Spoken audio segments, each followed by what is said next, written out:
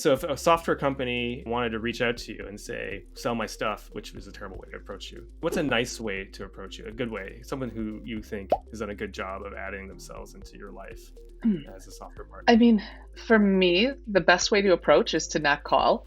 That's number one. I usually have back to back to back calls booked all day. And so when someone just suddenly starts ringing in the middle of the day, it's a little like, ugh, not answering. But I think the one thing is really, especially since we do so much work around sales enablement and building sales processes, I like to see folks who know how to sell and who understand the folks they're trying to sell to. So I like seeing folks that have reached out with customized messages that are doing their due diligence before they reach out. They don't need crazy due diligence, but if someone's trying to sell me software to help me build software, when we don't build software, that isn't going to go well. Or for software for us to add for our clients' e-commerce stacks. We don't deal with e-commerce. Like that's like one of our number one things. We're like, we don't do e-commerce.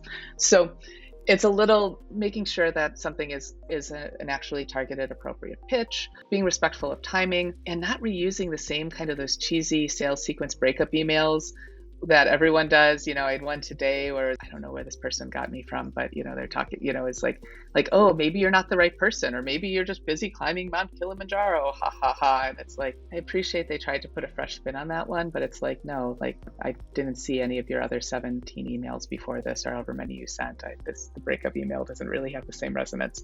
So make it a little fresh. I mean, when you're marketing agencies, you got to be a little bit more entertaining. Yeah.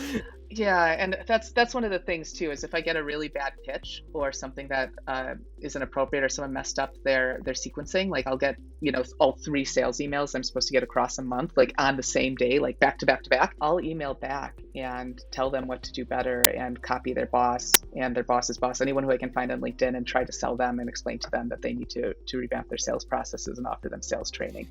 So the worst ones I'm kind of mean about. It's just a matter of respect versus desperation. I feel that is the fundamental, I guess that's the story of what this thing's all about. What I'm trying to talk about is like agencies, you're dealing with fear and risk with your clients, your own lives. The vendors need to respect you, but then that the opportunity for an agency to bring it under control is actually quite interesting.